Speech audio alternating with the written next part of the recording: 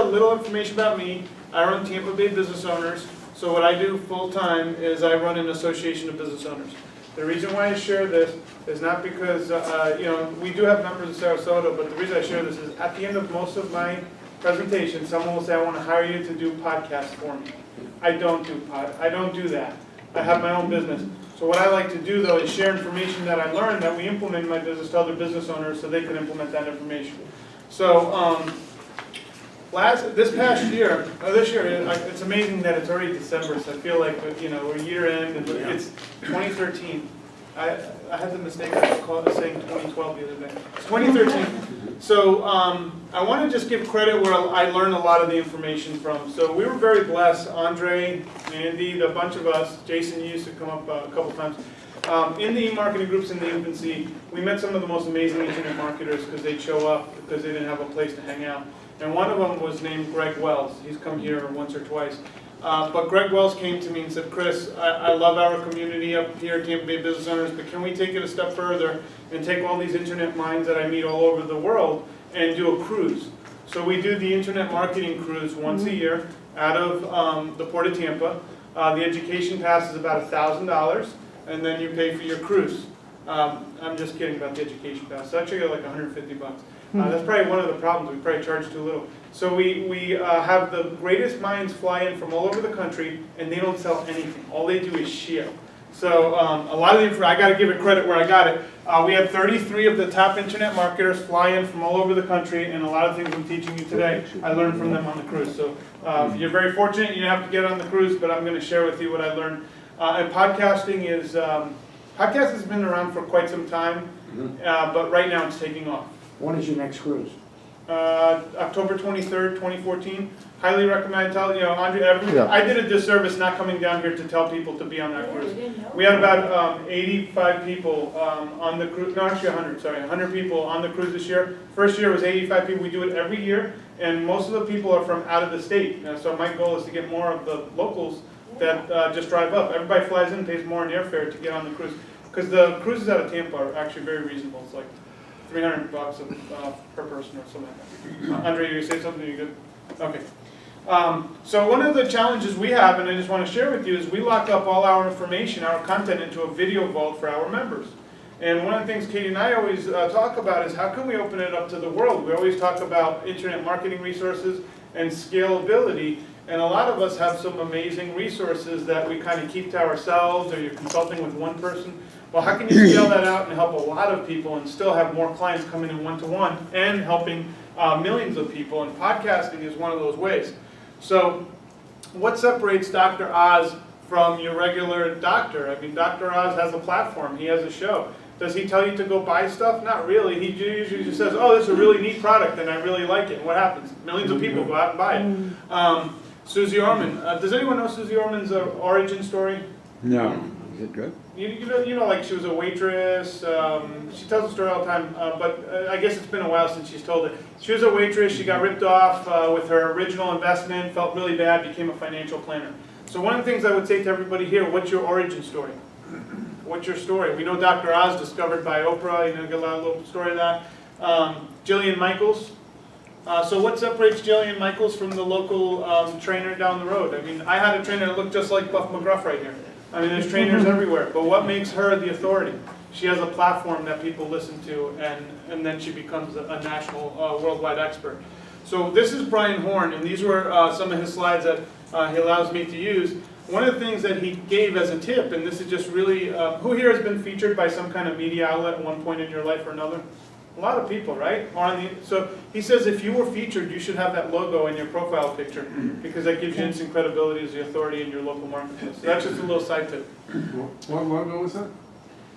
Wherever you were featured. Wherever you were featured. Oh, okay. Yeah. Now, he also gave this. He said these are the 4 most trusted people in the world. They did this Reader's Digest. And do we really know Tom Hanks? But Tom Hanks is like your best friend. Sandra Bullock is what, the girl next door? I mean, the branding is down to, Denzel Washington, cool and calm under pressure. He's in all those cop movies or whatever he's doing. And Meryl Streep, just competent, having a great time, being one of the world's greatest actresses. So the reason why we show you this to you is what is your persona and what is it that you want to build outside of yourself. So often, many times, remember, the way you present yourself anywhere is the way people perceive you. So one of the things that, luckily for celebrities, they have PR people to do it full time. Well, you are your own PR person. So you need to figure out what it is that you want to put out into the universe to attract. So what's your origin story? If you don't have one, if your origin story is having a really tough time and I had a tough time 3 years ago, well, no one wants to do business or listen to that person. There's a lot of people that talk about, oh my God, you don't know what I went through. What are you doing to inspire and empower other people? So Richard Simmons, this is probably one of the best ones. So a lot of people will say, well, I can't be the authority. He's the authority in weight loss. He's dancing around, having a great time. So anyone could do it, and Richard Simmons is proof of it, So I always found that funny. One of the cool things that Brian taught us is people process visuals, logos, more than they process words most of the time, depending on the medium. But if we're talking about the internet, a lot of it is visual driven. Pinterest has made infographics very popular. Gary Vaynerchuk, who we brought about 4 years ago, he has a new book coming out. It just came out. It's called Jab, Jab, Right Hook. And he's an internet marketing authority. If you've never heard him, he's the thought leader for anyone in the internet space. So if you're doing WordPress, SEO, or anything consulting, he's the guy that a lot of people look to at times.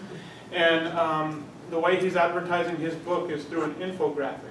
So he emailed out to his list, and I got it yesterday, an infographic that was about, I have to scroll down 2 or 3 times to read it, but in that infographic, I probably digested 20 pages worth of information in 2 minutes. I was really amazed at how he did it. What's his name?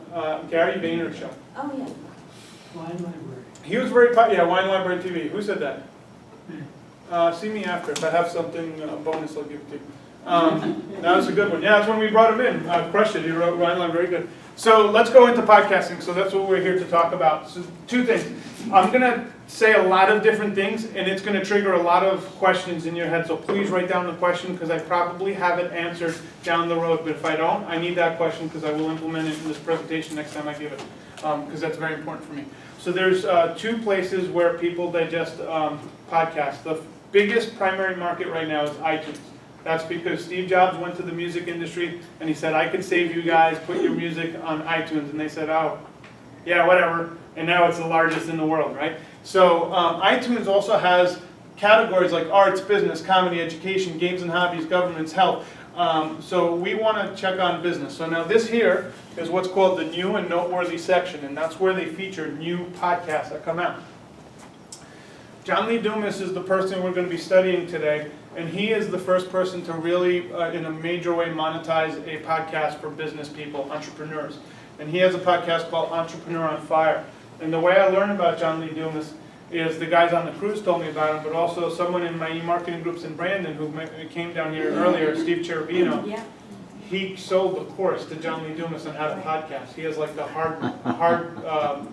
hardware, like what to do to podcast. And he told me about it, and it kind of like was like, okay, let me research this. Well, this kid started 1 year and a month ago, and some change to podcasts. He never did a podcast before, never done it before, and this is his iTunes show. So one of the things he gives away for free, just so you know, and he labels his podcast by number. So if you're the first interview, you're 1. Second interview is 2. So he's up to 408 interviews. He does have bonus podcasts where he talks and there's no one else, but it's an interview show. So if we were to take this, and I cut this off because I couldn't fit on the slide, go down to the left side, he has 936 ratings, 5-star. So that's huge. If you have 936 ratings, that means you had a couple million people probably listen to your podcast, and I'll go into his numbers. But it also recommends other people, and one of them is Pat Flynn with Smart Passive Income, who's been doing this for a couple of years. He does 1 a week, and he's a really good one. If you want to learn about passive income websites, he's a good one. He releases his numbers, what he makes. He's transparent. So if we were to look at his ratings, basically you could scroll down and look, and you could actually, the way iTunes works is I could look at the ratings that were the worst, I could look at the best, I could look at the newest. It has a whole rating system of which ratings I want to look at just to see if they're legit. And also says listeners also subscribe to, like Seth Godin, online marketing. There's a lot of online marketing podcasts, and there's a reason for that. The marketers online always get this new platform first. Does that make sense? So when WordPress came out, there was a lot of marketers that were doing WordPress blogs. Just marketers tend to be the first there. Doesn't mean it's the right time to get in. The right time to get in is when you see a kid like this starting to monetize a legitimate podcast. For me, a legitimate podcast is content that can go out to someone that really needs it. I guess they're all legitimate, but for me, I really enjoy when I see someone doing like really great content that a lot of people could listen to. There's no like tricks to it. So you could also, here you could subscribe, but you could tell a friend, copy a link, so there's some viral aspects to it. But let's go into his income report. We're very fortunate in that John Lee Dumas releases his income numbers. So I'm going to go through what he makes. Now some people might be skeptical, how do we know these are true? If you have the guts to put your numbers on the internet, it's for everybody to see, so they better be accurate. If they're not, you'll be destroyed and you have no reputation a day later. So I'm going to take him for his word on his numbers. But in September, he grossed $51,301 for his podcast, and I will go into how he made that money. His total expenses were $5,919. Him and his girlfriend run the podcast with the virtual assistant. Net profit for September, this is just the month of September, not the year, $45,382.72. In October, his podcast went from bringing in $51,000 to $100,284 for the month of October. So he hit 6 figures in the month of October. His total expenses are $11,305.92. His net profit for the month of October was $88,978. So the difference from the profit from September to October was a 43 difference positive increase, 1,000 difference. So this is Pat Flynn. Pat Flynn is the other gentleman that inspired quite a lot of people. He just interviewed Gary Vaynerchuk. I highly recommend everybody listen to it. It's a really great interview on the book, and basically Gary Vaynerchuk goes into what his struggles are in business, and they really have a really great exchange. I really enjoyed that podcast. Another person that has a really funny one is Alec Baldwin. It's actually really funny. He interviews like Billy Joel, Jerry Seinfeld. That's actually one of my favorite ones. Now that I've gotten into podcasts, I start listening for my entertainment too. So let me just address this, because someone will tell you, oh my God, if you're doing podcasts, you should do video. That's the worst thing to do. Let me explain to you why. Okay, video is great. It's an add-on, but it's not going to like help you in any way as far as financially, or it's just going to be more work. And video is a lot harder if you're not familiar with it. So let's talk about who our perfect target audience is. It depends what your niche is, but if you're looking for someone that is a high-income earner, someone that's making over, let's say, $75,000 or more, that's pretty busy, but they're action takers, achievers, those people don't have time to watch video. You know what they do? They put in their little white earbuds and they're running, they're jogging, they're in their car listening to stuff. So audio is the easiest way for them to digest. They're not going to sit there and watch a video on their phone while they're driving. Some people do that. I don't recommend it. But they will have audio. So they're going to digest. They could digest 30 to 40 minutes of audio.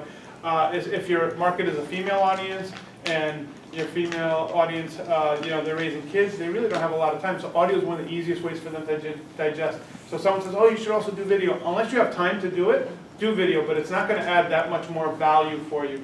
Audio is what will really make things explode. So let me just give you some tips on podcasting. So Katie and I, my wife Katie and I, we work together. We already are in the process of starting a podcast. So I'm practicing what I'm preaching here. And we were going to start 2 different podcasts at the same time, but we have to evaluate our time. We work and run Tampa Bay Business Owners, so we don't have enough time to do 2 at the same time, because it does take time to do this. So we decided that we're going to go with hers first. Hers is geared toward the female niche. There is no real leader in the female niche on podcasting. It's mainly male-dominated. And listenership, I don't know what the skew is, but there's a lot of female listeners out there, and they're waiting for someone to step up and claim that territory. So she's doing super women in business. So she's interviewing super women in business and how they grew their businesses. There's another female podcast, but usually she's interviewing consultants and coaches. And we think that there's a niche for business owners to learn for business owners. So that's the niche that we're going after. She's already got 2 interviews in the can. I'm going to share with you the equipment that we use, but I am not an equipment expert. And if you talk to 10 different experts, they will tell you 10 different things. because there's a lot of amazing microphone equipment, and if you start geeking out on it, some is better for different reasons, and there's a lot of good stuff. But one of the things you want to do is keep a consistent distance to your mic. Who here has a Mac? Who's a Mac user? Well, congratulations. For you, podcasting is 10 times easier than PC users. Because Mac, you could basically put your, I'm a PC user, my wife's a Mac user, but Mac, you basically plug in your USB microphone. So we use an Audio-Technica AT2020, and she has GarageBand. So she already has like the audio software in her Mac. And then when she's done, it says, do you want to upload to iTunes? Click here, upload your logo, it's done. There's no like thinking about it. So it literally, I'm not saying it's that much harder. It's not like that much. It is like an extra 10 minutes, but it's a lot more convenient to have Mac because Steve Jobs made sure it all like flows in, like in 2 clicks, you're up podcasting. So it's pretty cool. And that's because he was always thinking about the arts and how to communicate with people. So you want to make sure you're equal distance to your mic. You don't want to go in red. So you can't fix red. That means when you're hitting on the red, you're overheating your audio, you want to be in the green, a little bit of the yellow, but you don't ever want to be in the red. Sounds very basic, but you need to look at your audio levels. The reason why a lot of people don't go into podcasting is because of these little technical details I'm sharing right now. They get really scared, and they're like, it's too much work, even though it's not. It's just they're not used to the technical stuff, which leaves marketers and people in this room a huge advantage over the field, because 2 years from now, podcasting will be very tough to get into because the shows will already be established, people will already have their market share, and you're going to be competing against hundreds of people instead of competing one, maybe no one in your field to 1 or 2 people. So the question that someone's thinking here, how long should my podcast be? The answer is as long as it should be.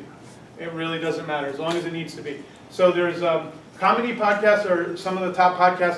The top podcasts that people listen to are NPR.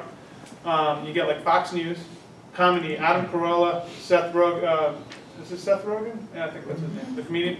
They have 2 of the largest comedy podcasts. Theirs go for like an hour, 45 minutes. They don't even have like a format. It's like an hour, 30 minutes. However they feel, and they think it's done, it's done. But they're really well done, and they're good to listen to. So in your introduction, you want to tell them what you're about to cover. And you also want to use royalty-free music. And I'll go over the resources for that as well. And you also want to have a call to action at the outro. The outro is at the end. What do you want them to do? So you want them to take action of some sort when you're done with your podcast.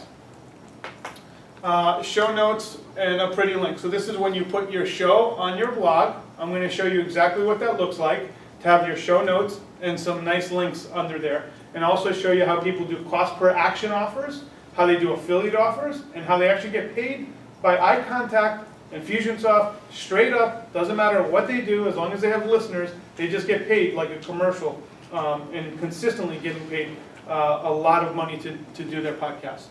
So this is a very simple diagram, and I know it'll create a lot of questions, but if this is your podcast and your episodes, you want to have a web host, and you want to have it self-hosted, and you want to either use Bluehost or HostGator. Now, a lot of the podcasters recommend Bluehost. I think the reason is they get a larger affiliate cut on it, because Bluehost and HostGator are the same, but they tend to use Bluehost, and I think they have special affiliates. This is one of Pat Flynn's slide, by the way. This is not mine. So it just, this is what he recommends. So a lot of people go into Blog Talk Radio. He crossed that out.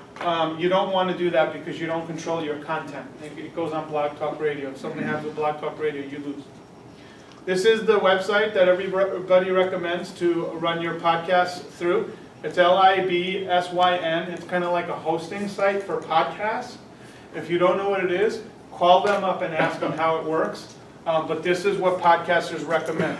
This will also track your podcast. It will tell you how many listeners you have. It will tell you how long they've listened to your podcast. It has a lot of other metrics. So it has here's Adam Carolla.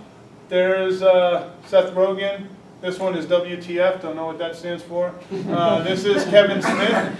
Kevin Smith is one of the original podcasters. Does anyone know who he is? Silent Bob and Jay, whatever. He's been doing it for years, so he has a huge audience of people. This one is a yoga podcast. That's really popular. Katie listens to a meditation podcast. Mary Martin or something like that out of California, I think. It's one of the top podcasts out there. You do the dogs. I liked your page when you talk about it. Really nice job. You could create a podcast around, was it dog? My dog is awesome.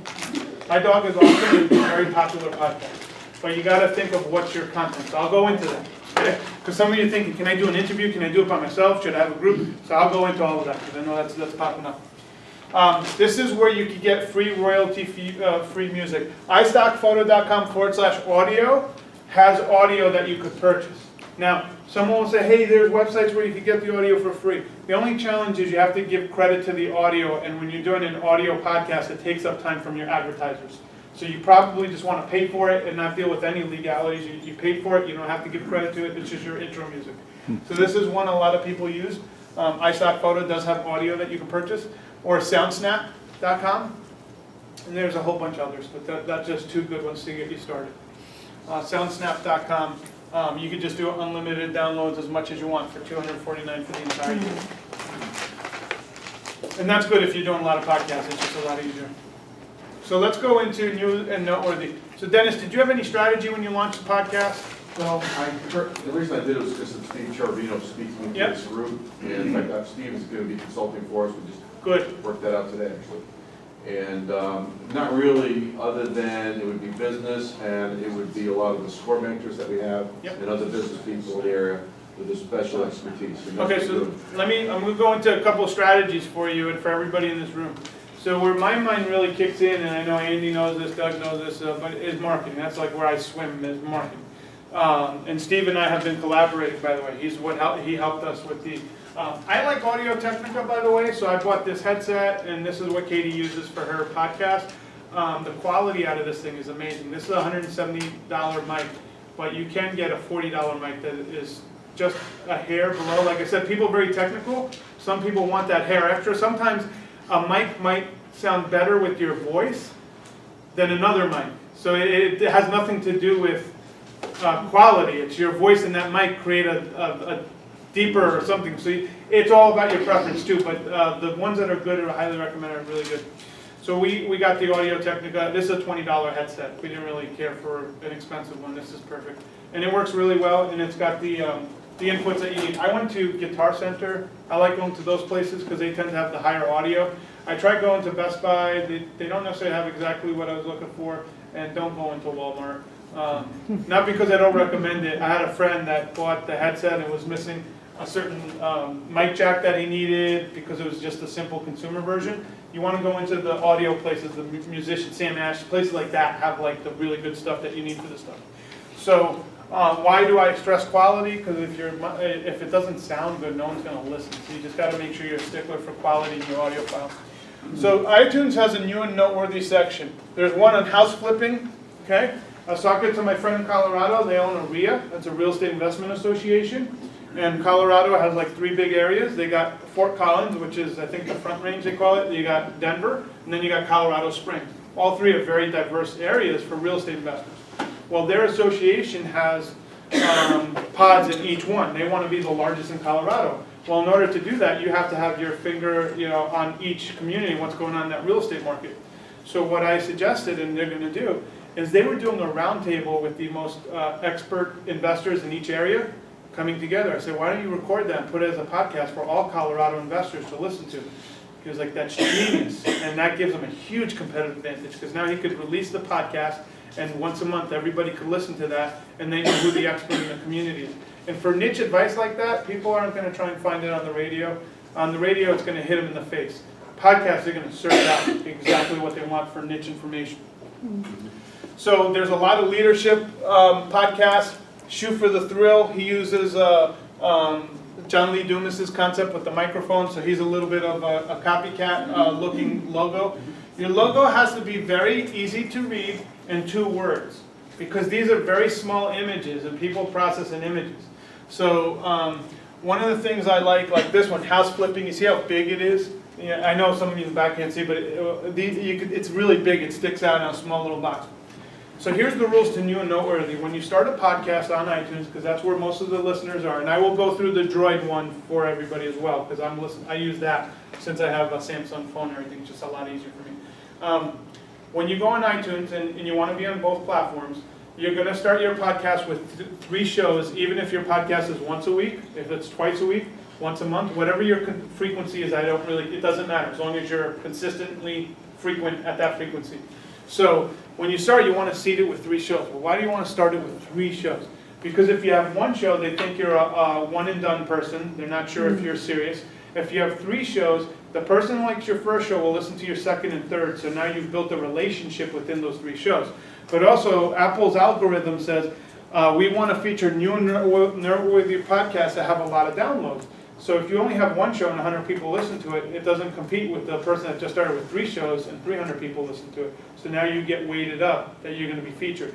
The other ranking mechanism is getting rated. If you get rated, so if you want to be new and noteworthy featured, all you need is 5 to 7 ratings from your friends to rate you on iTunes 5 stars. So right now, the barrier to entry is very small. Now, what you also want to do is if you're interviewing other people of interest, your best thing is to target people, community leaders that have lists, or people, in your niche, whatever that community is, that have lists.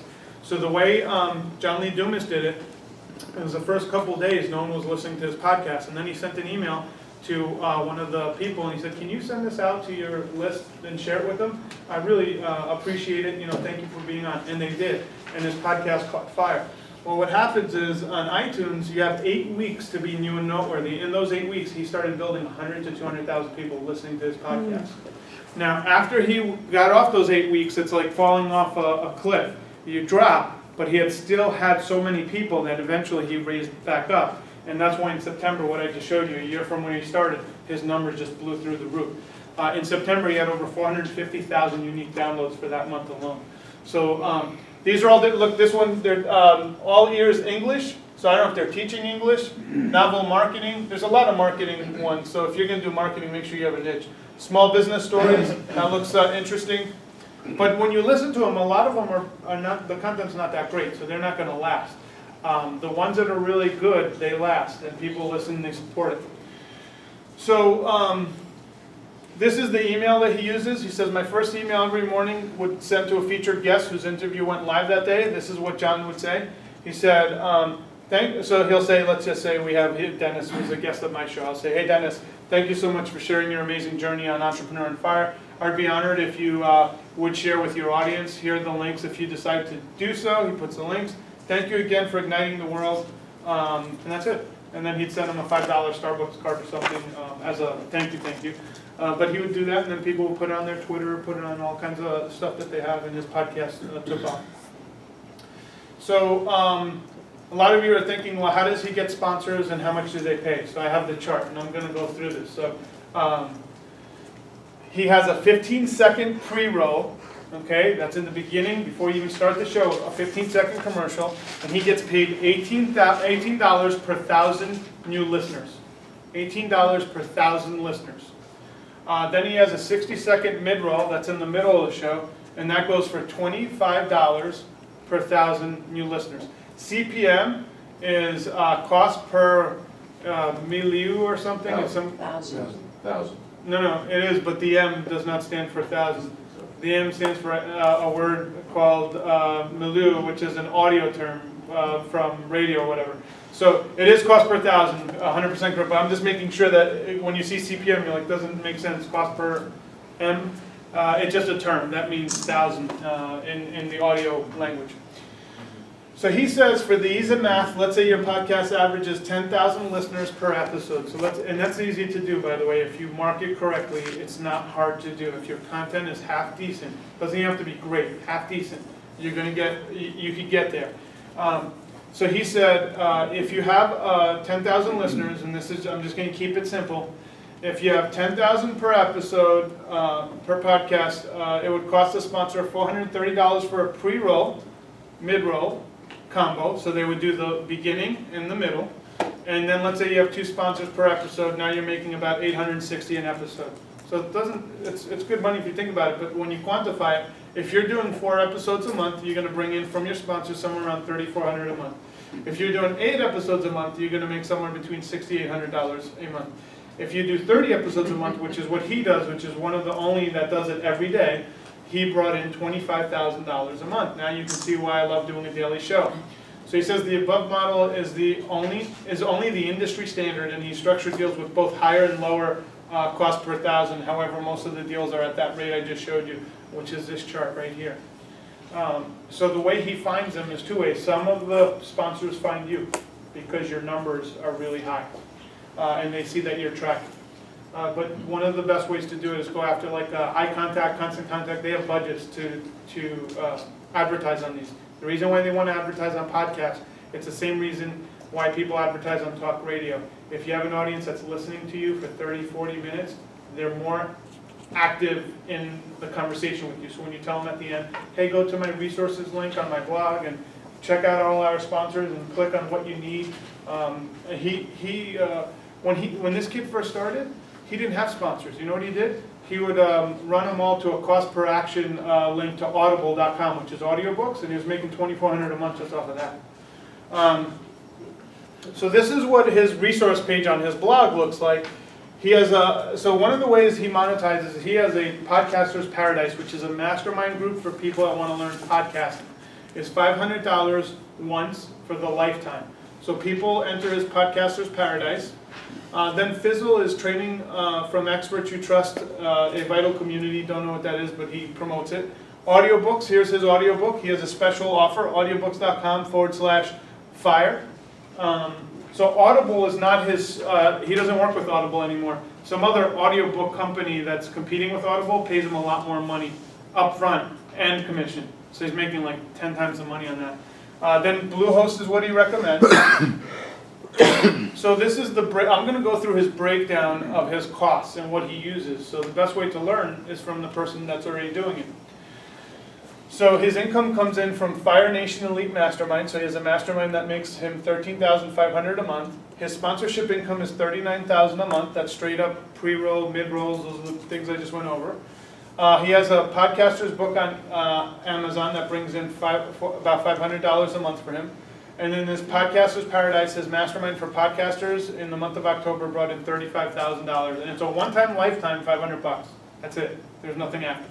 And then he has one-to-one mentoring where he mentors a handful of people. I think it's $2,000 a month. And he has $6,000 coming in from that.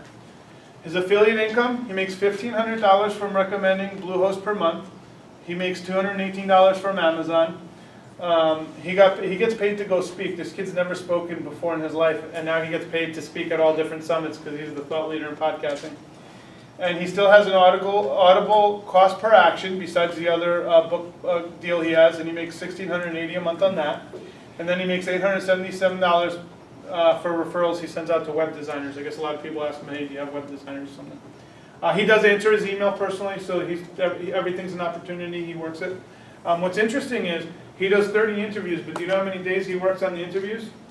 It's like 2 days. He schedules them all in one day, like starts at 9 in the morning, ends at 10, 11 at night. So in 2 or 3 days he does all his interviews. That gives him time to fish the rest of the month. He's a big fishing enthusiast. I'm not making that up. But right now he's working a lot because he's using Infusionsoft, which is what we use. And when you're setting up these things, it takes a lot of time. But throughout the year, he would fish a lot, and he would do his interviews 2 or 3 days out of the month. So that way he could just schedule it out. His girlfriend is his other employee, so she does a lot of the blogging. Okay. They used to post the blogs every day. They stopped doing that now. Now they post Monday, Wednesday, and Friday because they noticed that they were bombarding. They were bombarding people with too much content on the blogging. On audio, they love it. On blogging, it's too much. They space it out so people could digest and read the content. So here's what the guy has for expenses. So taxes and licenses cost him $71 for the month. Promotional items, he spends a lot of money on Facebook ads. So I'll share with you guys how we're going to launch Katie's podcast deal so you could learn from how you launch it. When this kid started, he had no Facebook likes. He had very few people on Twitter. He had nothing. Podcasting is what propelled him and now is lifting up his other numbers. And the way he would get top-notch celebrities, he would interview Gary Vaynerchuk, the lady from Shark Tank, Barbara Corcoran. He would say, hey, I'm top 20 podcasts on iTunes. He'd say to the publicist, I'd love to interview so-and-so. And they say, absolutely, iTunes. We know that's where we need to be. And he'd get all the top people on there. And the audio quality sounds like they're in the same room. If you do it right, and someone's on Skype, sometimes it's better quality than when Katie records someone in the same room, believe it or not. It's better quality. So his web fees, $827 for the month is what costs him. Virtual assistant, he pays $600 a month for his VA. He donated $107. Education, he spent $600 on his own education. Advertising, another $1,500. LIBSYN is that hosting for podcasts. This guy has a lot of podcasts, so he pays $100 a month. You probably will not reach even the $20 level, which is perfect. And for us too, I'm speaking. This guy just pumps out content 10 times more than anyone else. Travel, $719. Other business expenses, $1,600. He uses a tool called Schedule Once to schedule out all those interviews. So then he just has a schedule once and he sends them to that schedule and it automatically schedules his interviews. His insurance was $172. He has a mentor that he pays $2,000 a month for. He uses QuickBooks Online for $25. He uses Infusionsoft Customer Relationship Management, which is what we use. That's his back office for $209 a month. His cell phone is $171. He records via eVoice. eVoice is what he uses to record his calls when you're doing those interviews, because then you gotta put it up to your software, whatever you're using. He pays $10 a month for eVoice. And then he uses Skype. You have to upgrade your Skype to $2.99. It's $2.99. And why do you need to upgrade your Skype? Because a lot of times you'll schedule an interview, and I've seen this with Katie, which is really interesting. She'll say, hey, let's Skype. And you're like, absolutely. Well, last minute you might say, hey, someone called me. I'm not near my computer. And the lady said, my computer died. I forgot to charge it. Now what do you do? Well, you pay for the $2.99, and what that allows them to do is call into Skype and record like they're there, and they don't have to be on the computer. Because you have to have all angles covered. And when you upgrade, you're allowed to record on 2 different tracks. So what that means is Katie records her track here, and the other track records on a separate track. So in case their audio is muffled, she could fix it. If you record both, it's very tough to fix now when you have both people on there. And that's a technical thing, and that's why a lot of people, it gets a little technical and they get scared away. That's why the opportunity is so big. This guy uses Adobe Creative Cloud for his editing. It's a $50, I don't know if it's 50, I think it's, this is recurring, $50 a month. Oh, so is Skype, okay. All right, so his expenses are $11,000, $305. Now this is what his blog post looks when he's uploading an audio blog post on his blog. He'll put the picture of the face. He'll say, what does it take to be an entrepreneur, which was the title. And he talks about the guy. He's got all his shareables there, Twitter, Facebook, Google+. LinkedIn. And then underneath that, so let's say this is the top part, the next part bottom down, he makes sure his sponsors are plugged. Walker Corporate Law, if you have a really good business podcast, just call that guy. He pays for all of the business podcasts that are hot. This guy will just pay up front to be your sponsor. He seems to be on every good podcast that people listen to. He does. That's his budget. He does that's where he advertises. What's his name? Walker. His name is Scott at Walker Corporate Law. Contact them though when you have numbers. You don't want to contact them. Hey, I'm thinking of starting it. I don't think they'll give. But if you have, I think he's the kind of guy that can come contact you before you even think about it. Focus on getting the viewers. And then he has his audiobooks. Get your first book for free. Audiobooks.com is not audible.com. It's a different company. And that's where he actually, what he does now, because he has so many people, he works out special deals that only he could get. Kind of like at HSN, you can only get it through me. Well, it's true. You can't find, that's why his affiliate links are actually worth more than most, because you'll get like 2 months free. If you want to use Absin, go to this guy's resources, because you get a lot more free when you use his stuff, because he's worked out deals that only he gets, since he has such a huge audience. Then he says this is Ryan's favorite success quote, this is his business failure, this was his entrepreneurial aha moment.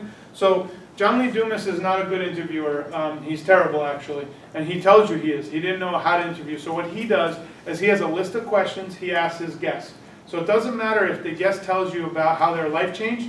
The next thing he's saying, what's your favorite success quote? And then that's what you're hearing. So it's kind of weird, okay? But that just goes to show you that it's wide open. It's just he was consistent in doing it. And he's really consistent. And he's solid at being consistent. People love that. So on the bottom of this, he has another get your free audiobook button, and that's where he gets a lot of his income from audiobooks. Now you see this? This is what I want you to pay attention to. It's Stitcher. Stitcher Radio is the Google platform. That's what I use to listen. It's actually a lot easier to use than iTunes. Stitcher is being put into all cars right now as we speak. Stitcher will be in your car, so you won't have to listen to the radio. You get to pick what you want to listen to. So I can't stress how important Stitcher will be a game changer. Who has never heard of Stitcher before today? Okay, a year from now, you're gonna be telling your friends about Stitcher, and they'll be like, oh yeah, listen to it all the time.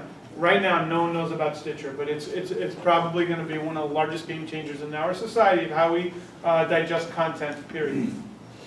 This is Stitcher, you're looking at it. Stitcher is actually a lot easier to use on your smartphone, and the reason why all of these things are really taking hold right now is because it's the smartphone revolution. So I could go to my Stitcher account, and let me see here. Alphabetical. So I could just click on my Stitcher, it loads it up on my phone, just like you see here, and it tells me that I've listened to how many hours, it keeps track of how many hours you've spent on it. So it tells you what's hot. Ron Burgundy, it's got something there, some stolen radioactive material found in Mexico, massive mission to rescue pilot whales, so it's got all the popular things going on in society. But I could click to browse shows, it gives me this thing. Stitcher is very color driven. So I know blue is business, so I don't even look at the words. It's all logo, the whole society is logo driven. So I just click on the blue, I click on top shows, so then I could look at what's going on in business and industry top shows. So the people that are at the top are Susie Orman, all the CNBC people are at the top. Kramer, Crazy Kramer, he's there. Wall Street Journal. So then you want to look for, and what's interesting though, is the people don't want the top shows. They want the homegrown people that have them, because podcast is a different medium. They want a podcaster to listen to. So that's where there's a new guy that started the Solopreneur Hour, and he's actually beating John Lee Dumas because he's really good at conversation. He's a really talented guy. So this is what John's show looks like on Stitcher. He's got 98 5-star ratings. And then Stitcher makes it very easy to follow on the websites. They do everything for you. You just have to plug in the links. He has 1,000 people that have him in his playlist on Stitcher, which is good. But to give you an example, the comedy shows like Adam Carolla, he has over 350,000 people subscribed to him on Stitcher. I mean, huge numbers. So for the business, you don't need much because you're in a niche. So this is what it would look like. This is the Solopreneur Hour that I was talking about. His is 104 minutes. His is 30. Startup for the rest of us is 38 minutes.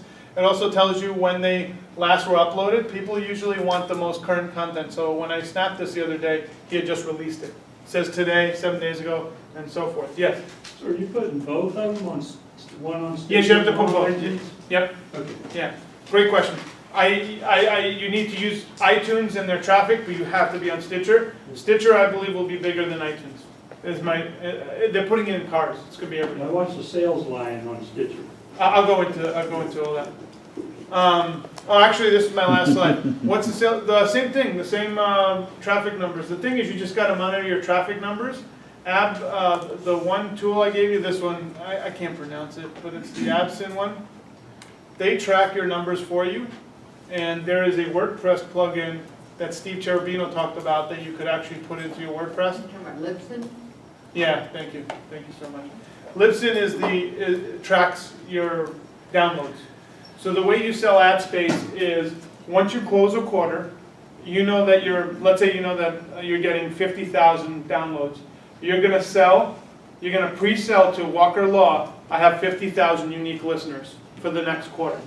He's going to say, here's your check, done, and now you go into the next quarter. Now the next quarter what happens is you might get 150,000.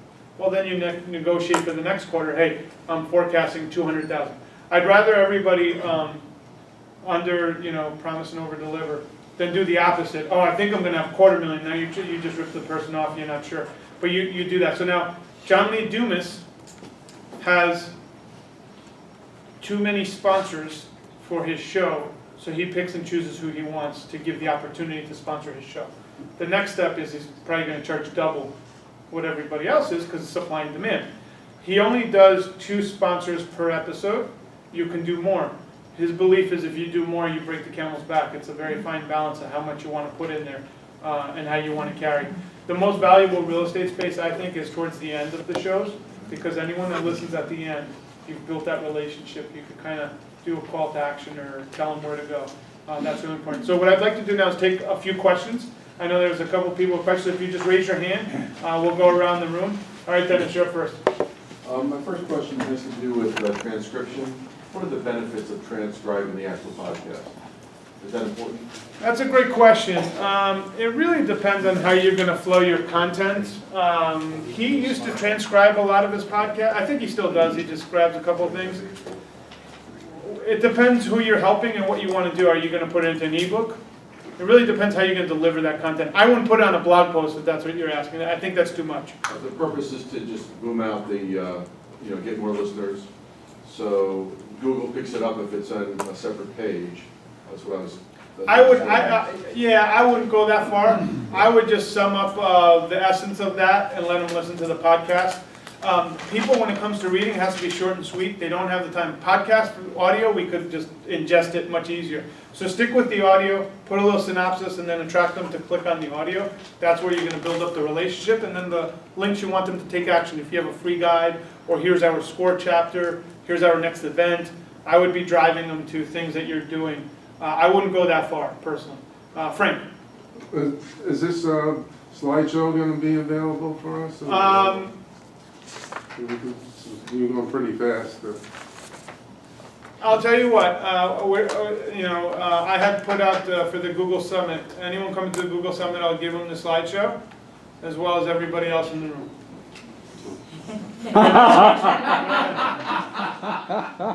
you tell me a little something about what is involved with audio editing? Okay, that's a great question. So that's where people get hung up is audio editing. So like I said, if you have Mac, they've made it so a 5-year-old can do it. Literally, GarageBand is just it goes right into the audio editing software.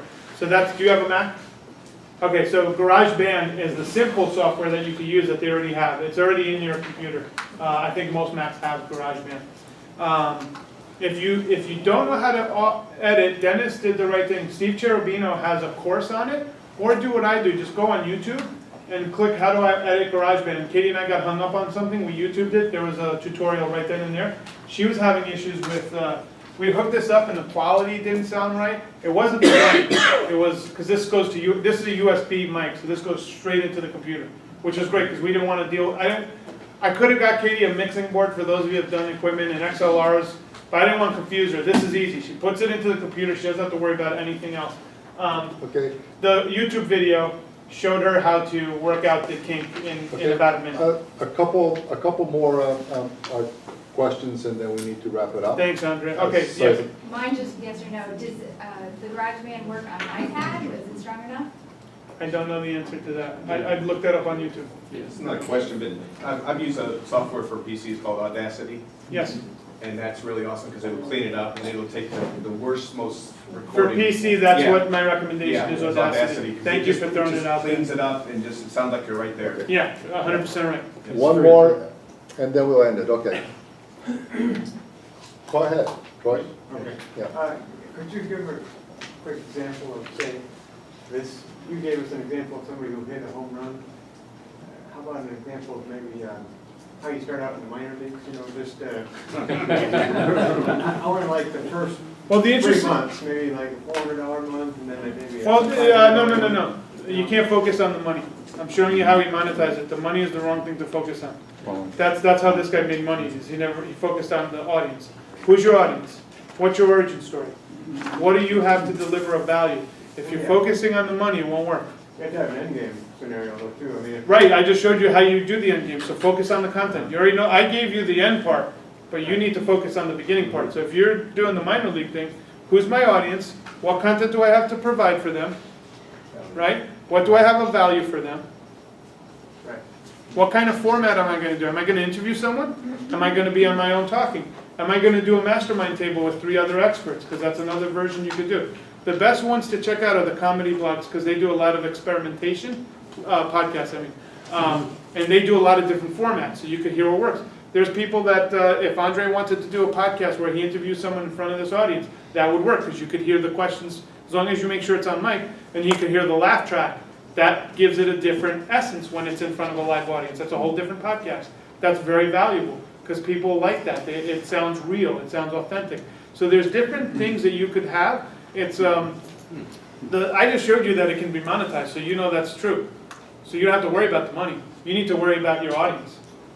Okay, we need to end it. But Chris, thank you. Thank you.